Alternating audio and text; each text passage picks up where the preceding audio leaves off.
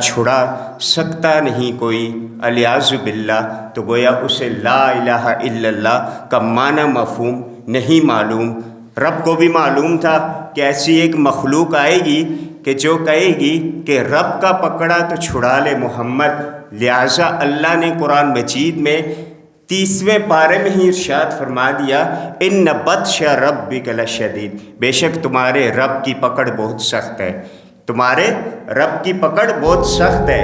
کہ چلو تم نے اپنی نعتوں میں قوالیوں میں یہ مسئلہ بول تو دیا، لیکن اگر قرآن کھول کے دیکھ لیتے تو وہاں تمہیں یہ ملتا ان بطش ربک لشدید، بے شک تمہارے رب کی پکڑ بہت سخت ہے، تو پھر شاید تمہیں ہدایت آ جاتی۔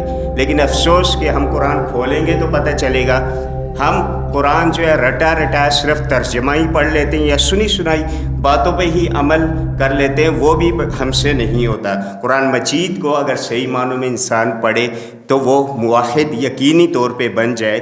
اگر ایک شخص لا الہ الا اللہ کا ورد جاری رکھے، دن رات پڑھے، اور اس کی زبان پر ہو وہی جو مستوی عرش تھا، وہی جو مستوی تھا عرش پر خدا بن کر، اتر پڑا مدینے میں مصطفیٰ بن کر، الیاذ باللہ، تو کیا اس نے لا الہ الا اللہ کلمے کو جان لیا؟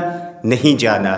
ہم اسکول کی لائف میں ہمارے ہاں تابور جو اسمبلی ہوتی ہے، اسمبلی ہوا کرتی تھی، اسمبلی میں جو ہے اسمبلی کے طریقوں میں ایک یہ بھی تھا کہ ایک بچہ تلاوت کرے گا پھر نعت پڑھے گا۔ تو بچپن کی سنی سنائی 2-3 نعتیں جو ہیں ہمیں بھی تھوڑی بہت رٹ گئی، اگرچہ پڑھنے کا موقع تو نہیں ملا، لیکن وہ بچپن سے ہی ہمارے ذہنوں میں بیٹھی ہوئی ہیں۔ ان میں سے کچھ الفاظ یہ بھی ہیں، تو شمع رسالت ہے آقا عالم تیرا پروانہ، یہ جو نعت ہے اس کے الفاظ میں یہ بھی آتا ہے کھاتے ہیں تیرے در کا پیتے ہیں تیرے در کا۔ نبی صلی اللہ علیہ وسلم کے بارے میں کہا جا رہا ہے کھاتے ہیں تیرے در کا پیتے ہیں تیرے در کا، تو کیا معنی ہوا؟